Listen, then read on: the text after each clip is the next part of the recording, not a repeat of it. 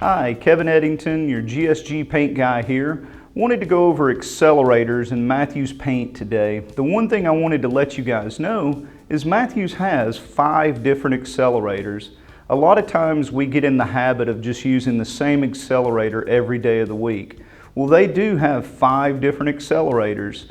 They do the same basic job, some of them in a little different format and have different strength levels is probably the difference that you will see. Some of them have pot life extenders as well to help not completely lose the consistency of your product during that pot life. So you can go to the Matthews website, matthewspaint.com, and you can get the accelerator chart that shows all 5 accelerators from Matthews and how to use them in the product that you're using. For more information, and if you want to purchase these products, you can go to gogsg.com or contact your local branch.